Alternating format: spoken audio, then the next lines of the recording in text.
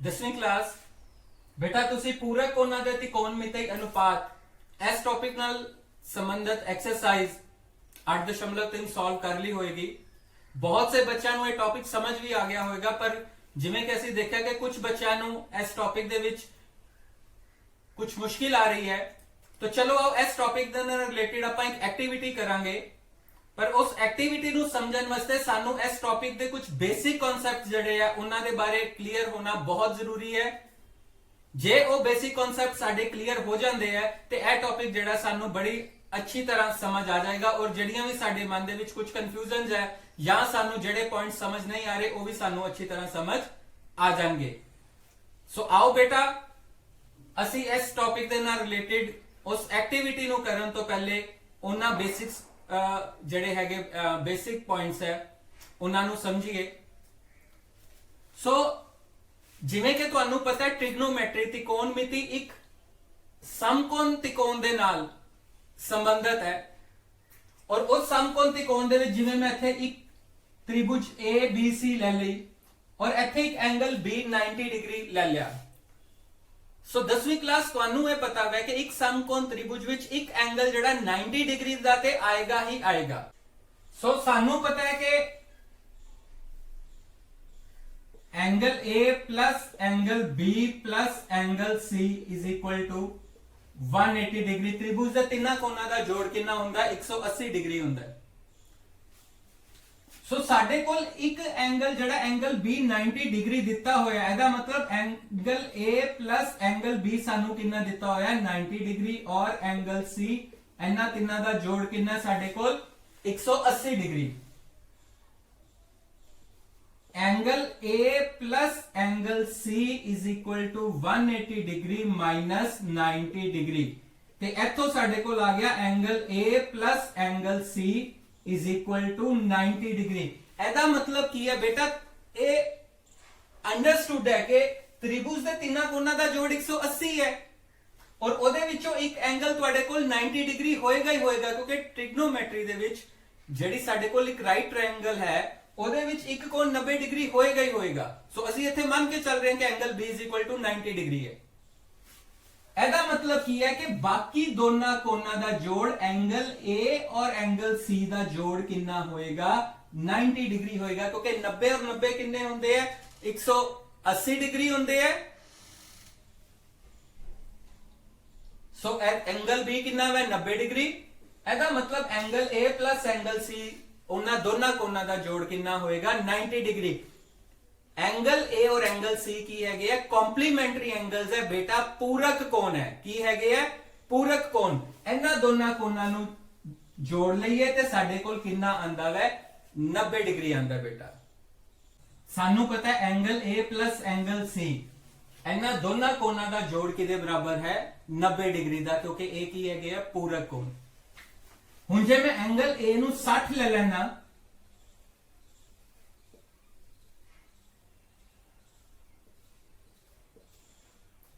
ਤੇ 60 ਦੇ ਵਿੱਚ ਕੀ ਜੋੜਾਂਗਾ ਕਿ 90 ਆ ਜਾਏਗਾ? 30। ਵੈਰੀ ਗੁੱਡ ਬੇਟਾ। ਜੇ ਮੈਂ ਐਂਗਲ A 50 ਲੈ ਲੈਣਾ ਤੇ 50 ਦੇ ਵਿੱਚ ਕੀ ਜੋੜਾਂਗਾ ਕਿ 90 ਆਏਗਾ? 40। बहुत अच्छे बेटा। और जे मैं एंगल है 45 ले लेना ते 45 ਦੇ ਵਿੱਚ ਕੀ ਜੋੜਾਂਗਾ ਕਿ 90 ਆਏਗਾ? 45।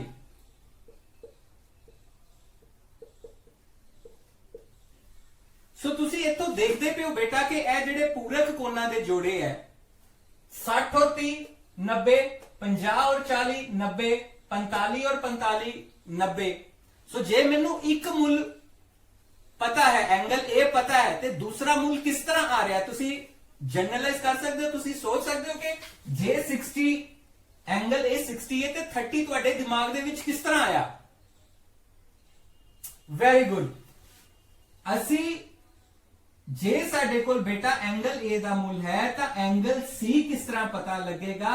ਕਿਉਂਕਿ ਇਹਨਾਂ ਦੋਨਾਂ ਕੋਣਾਂ ਦਾ ਜੋੜ 90 ਡਿਗਰੀ ਦਿੱਤਾ ਹੈ। ਅਸੀਂ ਹਮੇਸ਼ਾ C ਦੇ ਵਿੱਚ C ਜਿਹੜਾ ਹੈ ਉਹ ਪਤਾ ਕਰਨ ਵਾਸਤੇ 90 ਦੇ ਵਿੱਚੋਂ ਅਸੀਂ ਐਂਗਲ A ਕੀ ਕਰ ਦਾਂਗੇ? ਮਾਈਨਸ ਕਰ ਦਾਂਗੇ। ਸੋ ਸਾਡੇ ਕੋਲ ਐਂਗਲ C ਕਿਹਦੇ ਬਰਾਬਰ ਆ ਗਿਆ 90 ਮਾਈਨਸ ਐਂਗਲ A।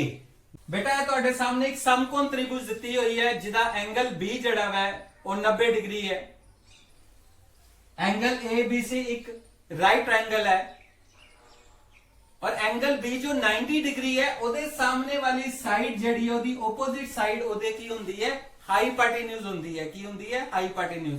ਹਮੇਸ਼ਾ ਯਾਦ ਰੱਖੋ ਕਿ 90 डिग्री ਦੇ opposite साइड ਕਿਸੇ ਵੀ ट्रायंगल ਤੇ 90 डिग्री वाला ਜਿਹੜਾ एंगल ਹੈ ਉਹਦੇ opposite साइड ਜਿਹੜੀ ਹੁੰਦੀ ਹੈ ਉਹ ਹਮੇਸ਼ਾ ਹਾਈਪੋਟੇन्यूज ਹੁੰਦੀ ਹੈ। ਸੋ ਮੈਨੂੰ ਦੱਸ ਸਕਦੇ ਹੋ ਕਿ ਪਰਪੈਂਡੀਕੂਲਰ ਔਰ ਬੇਸ ਕਿਹੜੇ ਕਿਹੜੇ ਹੈ ਇਹਦੇ ਵਿੱਚ ਕਿਹੜੀ ਸਾਈਡ ਪਰਪੈਂਡੀਕੂਲਰ ਹੈ ਔਰ ਕਿਹੜੀ ਸਾਈਡ ਬੇਸ। ओके BC ਕੀ ਹੈ ਪਰਪੈਂਡੀਕੂਲਰ। ਤੁਸੀਂ ਕਿਹਾ BC ਜੋ ਹੈ ਉਹ ਪਰਪੈਂਡੀਕੂਲਰ ਹੈ ਔਰ ਬੇਸ ਕਿਹੜਾ ਬੇਟਾ ਬੇਸ ਸਾਡੇ ਕੋਲ ਕੀ ਹੈ AB ਔਰ ਕੀ ਕਿਹਾ ਤੁਸੀਂ ਹਾਈਪੋਟੇन्यूज। ओके हाइपोटेन्यूज ਤੁਸੀਂ ਕਿਹਾ ਸਰ AC ਹੈ।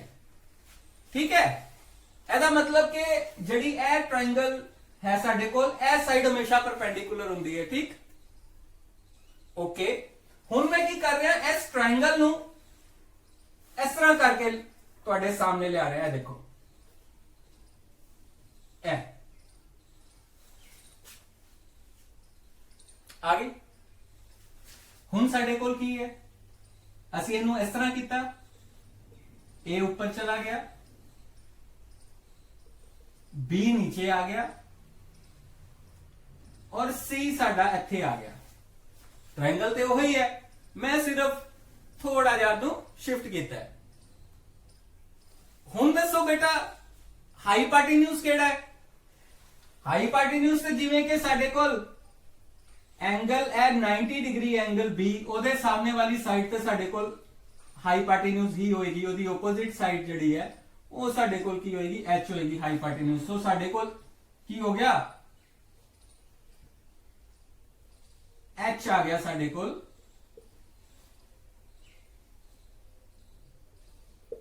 AC। ਹੁਣ ਦੱਸੋ ਹੁਣ ਪਰਪੈਂਡੀਕੂਲਰ ਕਿਹੜਾ ਹੈ। ਹੁਣ ਕਹਿ ਦੋ ਸਰ ਇਹ ਵਾਲਾ ਪਰਪੈਂਡੀਕੂਲਰ ਹੈ AB ਪਰ ਇੱਥੇ ਤੇ ਤੁਸੀਂ ਹੁਣੇ ਕਿਹਾ ਸੀਗਾ ਕਿ ਪਰਪੈਂਡੀਕੂਲਰ BC ਹੈ ਟ੍ਰਾਇੰਗਲ ਵੀ ਹੋ ਗਈ ਹੈ। ਹਾਂਜੀ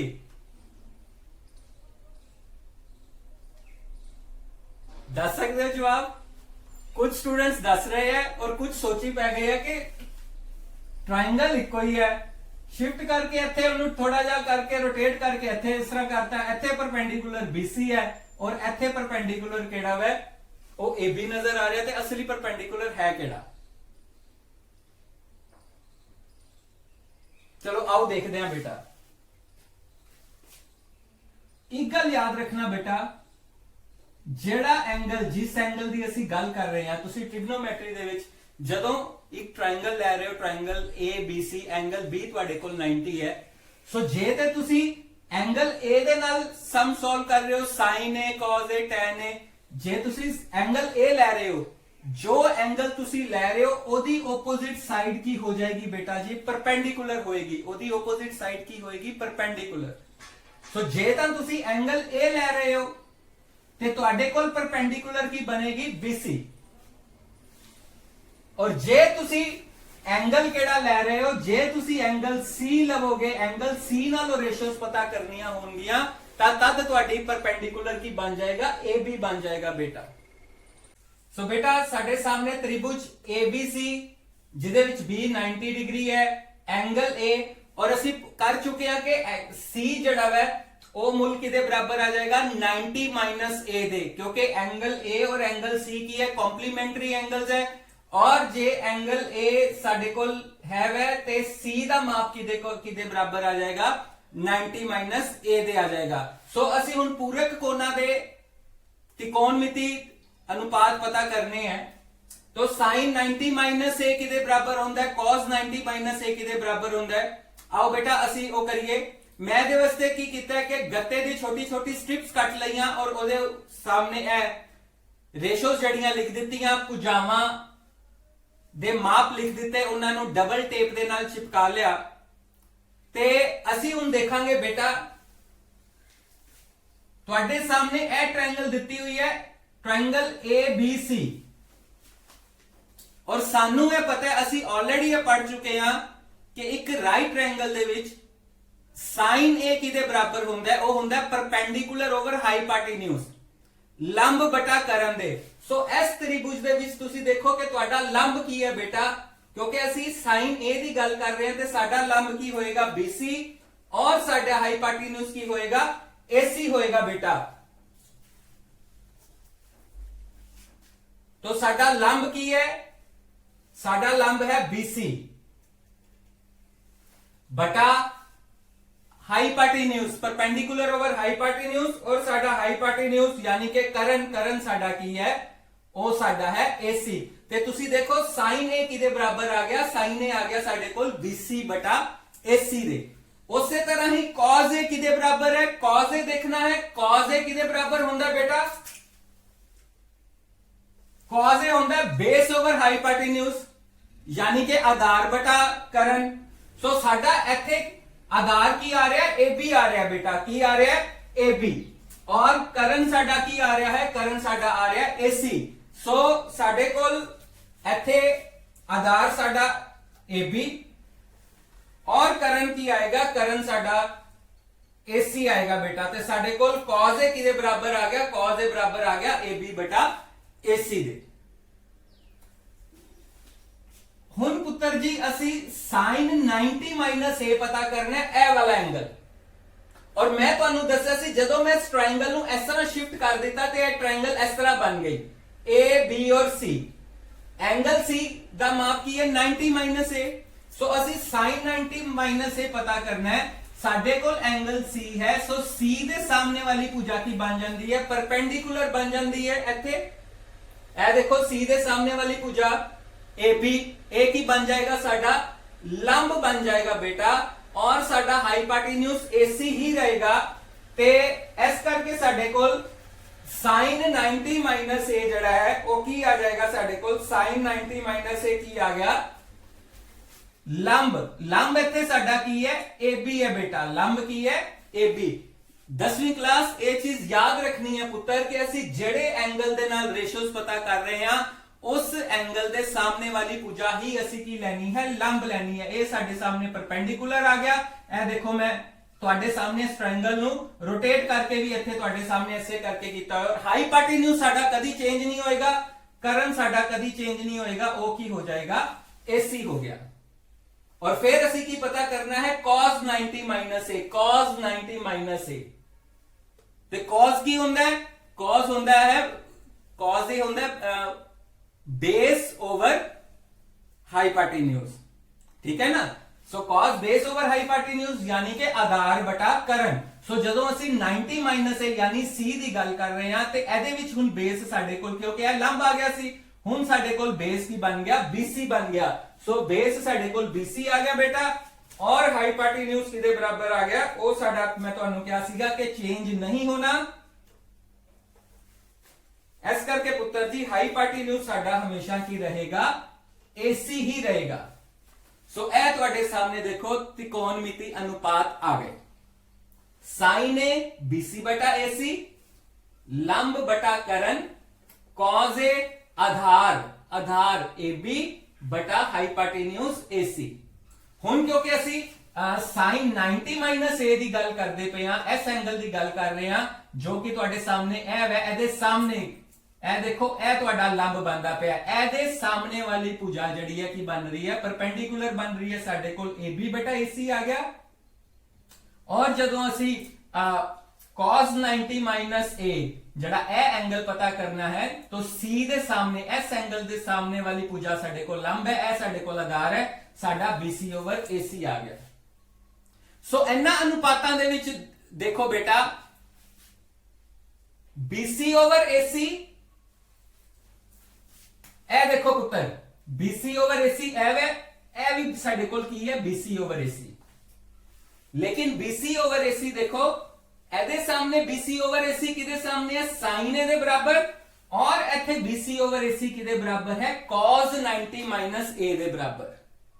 सो BC बटा AC sin A ਦੇ ਵੀ ਬਰਾਬਰ ਹੈ और BC over AC ਕਿਹਦੇ ਬਰਾਬਰ ਹੈ cos 90 minus A ਦੇ ਬਰਾਬਰ ਹੈ। तो ਇਹਦਾ ਮਤਲਬ ਕੀ ਹੋਇਆ ਪੁੱਤਰ ਜੀ कि cos 90 minus A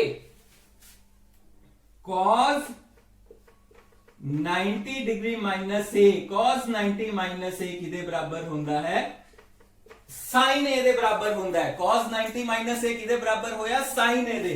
और फिर तुसी देखो इत्थे की है तुहाडे कोल AB over AC और इधर भी की है AB over AC। सो AB over AC जिहड़े है इत्थे AB over AC किहदे बराबर है cos A दे और इत्थे AB over AC किहदे बराबर है sin 90 minus A they. So AB over AC sin 90 minus A दे भी बराबर है AB over AC cos A दे भी बराबर है और AB over AC ते आपस में बराबर है ही है। ते ਇਹਦਾ मतलब ਕੀ है जे AB over AC sin 90 minus A ਦੇ ਬਰਾਬਰ ਹੈ जे AB over AC cos A ਦੇ ਬਰਾਬਰ ਹੈ। ਇਹਦਾ मतलब sin 90 minus A ਕਿਹਦੇ ਬਰਾਬਰ ਹੁੰਦਾ ਹੈ cos A ਦੇ। तो ਸਾਡੇ ਕੋਲ sin 90 minus A ਕਿਹਦੇ ਬਰਾਬਰ ਆ ਗਿਆ cos A ਦੇ ਬਰਾਬਰ ਆ ਗਿਆ ਬੇਟਾ। ਕਿਹਦੇ ਬਰਾਬਰ ਆ ਗਿਆ cos A ਦੇ। ਸੋ ਅਸੀਂ ਦੇਖੋ ਇਸ एक्टिविटी राही सानू है पता लग गया कि sin 90 माइनस A किदे बराबर हुंदा है cos A दे और cos 90 माइनस A किदे बराबर हुंदा है sin A दे। हुन बेटा साडे सामने देखो कोसिकेंट A। तुहानू सारियां नू पता है कि sin दा रेसिप्रोकल कोसिकेंट हुंदा है। sin दा रेसिप्रोकल की हुंदा है कोसिकेंट। सो sin की है परपेंडिकुलर ओवर हाइपोटेन्यूज ते ओदा रेसिप्रोकल की हो जाएगा हाइपोटेन्यूज ओवर परपेंडिकुलर यानी कि करण बटा लंब। सो एस त्रिभुज ABC दे विच क्योंकि ਅਸੀਂ कोसिकेंट A ਅਸੀਂ एंगल A ਨਾਲ ਕਰ ਰਹੇ ਹਾਂ ਤੇ करण यानी हाइपोटेन्यूज ਸਾਡੇ ਕੋਲ ਕੀ ਹੈ AC बटा लंब ਸਾਡੇ ਕੋਲ ਕੀ है BC है बेटा। सो ਸਾਡੇ ਕੋਲ कोसिकेंट A की आ जाएगा AC बटा BC। सीकेंट A सीकेंट की दा रेसिप्रोकल होता है बेटा वेरी गुड cos का और cos किसके बराबर होता है यस बेस ओवर हाइपोटेन्यूज। सो cos का रेसिप्रोकल की हो गया सीकेंट हो गया। सो सीकेंट साडे कोल की होता है हाइपोटेन्यूज ओवर बेस यानी के करण बटा आधार। सो करण बटा आधार होता है साडे कोल हाइपोटेन्यूज की है AC और आधार की है AB। सिर्फ साडे कोल है की आ गया AC बटा AB। 10वीं क्लास इस चीज ਨੂੰ ਧਿਆਨ ਵਿੱਚ ਰੱਖਣਾ ਤੁਸੀਂ बेटा कि ਅਸੀਂ ਰੇਸ਼ੋਜ਼ ਕਿਹੜੇ ਐਂਗਲ ਨਾਲ ਲੈ ਰਹੇ ਹਾਂ ਇੱਥੇ A ਦੇ ਨਾਲ। ਸੋ A ਦੇ ਆਪੋਜ਼ਿਟ ਵਾਲੀ ਸਾਈਡ ਸਾਡੇ ਕੋਲ ਪਰਪੈਂਡੀਕੁਲਰ ਹੈ ਔਰ ਨੀਚੇ ਕੀ ਹੈ ਸਾਡੇ ਕੋਲ ਬੇਸ। ਹੁਣ ਤੁਸੀਂ ਆ ਜਾਓ ਇੱਥੇ ਕੋਸਿਕੈਂਟ 90 A। ਹੁਣ ਅਸੀਂ ਕਿਹਦੇ ਨਾਲ ਰੇਸ਼ੋਜ਼ ਲੈ ਰਹੇ ਹਾਂ 90 A ਦੇ ਨਾਲ। ठीक है ना। सो A B और C का माप 90 A है। सो S 90 A दे सामने वाली साइड परपेंडिकुलर बनेगी जो कि AB है। ए देखो जो मैं इस ट्रायंगल नु इस तरह रोटेट करके इत्थे कीता होया तां C दे सामने वाली साइड परपेंडिकुलर बन रही है जो कि AB है और ये साडे कोल AC की है हाइपोटेन्यूज है। सो साडे कोल कोसिकेंट जिवें कि पता है साइन दा रेसिप्रोकल होता है। सो ओ की बनता है हाइपोटेन्यूज ओवर परपेंडिकुलर करण बटा लंब। सो करण साडे कोल इत्थे AC है और लंब साडे कोल AB है ते साडे कोल AC बटा AB आ गया पुत्र जी। उसे तरह ही सीकेंट 90 A एस एंगल दे नाल जिहड़ा ए साडे कोल है एदे सामने ए परपेंडिकुलर बन रहा है बेस साडे कोल BC बन रहा है। ए देखो C दे नाल ए बेस साडे कोल BC बन रहा है हाइपोटेन्यूज साडे कोल AC है। सो सीकेंट जड़ा है वो cos दा रेसिप्रोकल होता है cos दा उल्ट होता है और cos की होता है बेस ओवर हाइपोटेन्यूज। सो सीकेंट साडे कोल की आएगा हाइपोटेन्यूज ओवर बेस। ए रेशोज जड़ियां तुहाडे सामने इस ट्रायंगल दे विच इस एंगल नु लेके दसियां जा रही हैं। ए रेशोज 90 A वालियां ऐसे ट्रायंगल नु रोटेट करके मैं इत्थे लिखता ताकि तुहानू कंफ्यूजन ना होवे क्योंकि असी एंगल हुण इत्थे C ले रहे हैं जिदा की मेजरमेंट 90 A है। तो उसके सामने परपेंडिकुलर असी NU लवांगे और बेस असी NU लवांगे। सो सीकेंट साडे कोल की आ जांदा है हाइपोटेन्यूज ओवर बेस AC बटा BC। ਤਾਂ ਤੁਸੀਂ ਇੱਥੇ ਦੇਖੋ ਪੁੱਤਰ ਜੀ ਕਿ ਸਾਡੇ ਕੋਲ AC ਬਟਾ BC ਇਹ ਆ ਰਿਹਾ ਹੈ ਔਰ AC ਬਟਾ BC ਇਹ ਆ ਰਿਹਾ ਹੈ। AC ਬਟਾ BC ਕਿਹਦੇ ਬਰਾਬਰ ਹੈ? ਕੋਸੀਕੈਂਟ ਦੇ। और इथे AC बटा BC किदे बराबर है? सीकेंट 90 माइनस A दे। ठीक है ना?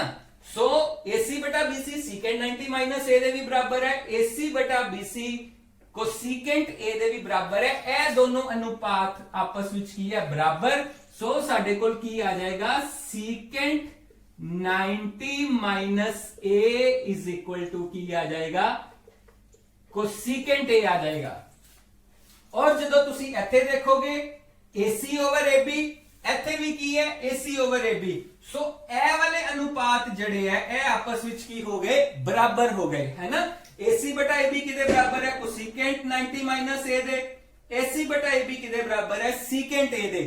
सो ए भी बराबर है और ए अनुपात एदे भी बराबर है। एदा मतलब ए दोनों अनुपात अपने आपस में बराबर हो गए ते साडे कोल कोसीकेंट 90 माइनस ए किदे बराबर आ जाएगा। देखो बेटा कोसीकेंट 90 माइनस ए किदे बराबर आ जाएगा? साडे कोल सीकेंट ए दे बराबर आ जाएगा।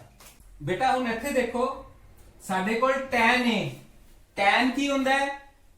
तुहानू याद होएगा पंडित बद्री प्रसाद हर हर बोल, है ना। तो perpendicular over base, perpendicular over base tan की हुंदा है? परपेंडिकुलर ओवर बेस यानी के लंब बटा आधार। सो ਅਸੀਂ tan A ਦੀ ਗੱਲ ਕਰ ਰਹੇ ਹਾਂ ਤੇ A ਨਾਲ ਲੰਬ ਸਾਡੇ ਕੋਲ ਕੀ ਬਣਦਾ ਪਿਆ? BC, BC ਆ ਗਿਆ, ਆਧਾਰ ਸਾਡੇ ਕੋਲ ਕੀ ਹੈ? AB। ਸੋ BC ਬਟਾ AB ਸਾਡੇ ਕੋਲ tan A ਕਿਦੇ ਬਰਾਬਰ ਆ ਗਿਆ? BC ਬਟਾ AB ਦੇ। ਉਸ ਤੋਂ ਬਾਅਦ cot A, cot ਕੀ ਹੁੰਦਾ ਹੈ? tan the ਰੈਸਿਪਰੋਕਲ 1/tan cot A ਹੁੰਦਾ ਹੈ, ਠੀਕ ਹੈ। तो tan ਦਾ ਉਲਟ, ਸੋ ਇਹ ਬਣ ਜਾਂਦਾ ਹੈ ਜਿਸ ਤਰ੍ਹਾਂ tan ਸੀਗਾ परपेंडिकुलर ओवर बेस, कॉट की बन जाएगा बेस बटा परपेंडिकुलर, आधार बटा लंब। आधार साडे कोल की है? AB और लंब साडे कोल की है? BC। सो आधार बटा लंब AB बटा की आ जाएगा BC।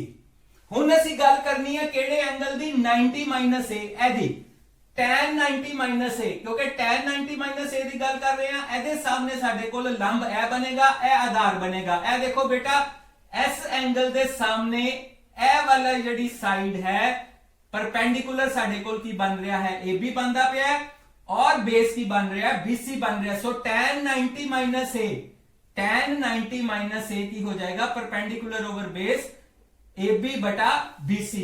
उसी तरह cot 90 माइनस A एदे सामने क्योंकि यह लंब है, यह आधार है और cot की हुंदा है? आधार बटा लंब।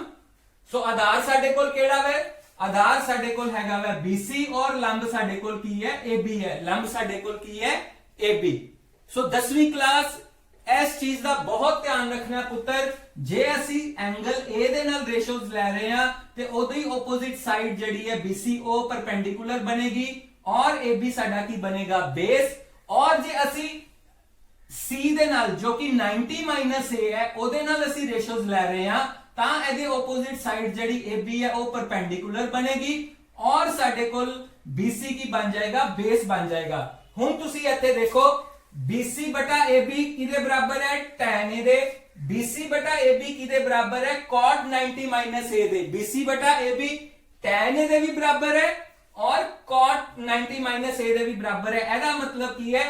ਇਹ दोनों रेशोस की हो गई आपस ਵਿੱਚ बराबर। ਇਹਦਾ मतलब cot 90 माइनस A किदे बराबर हुंदा है?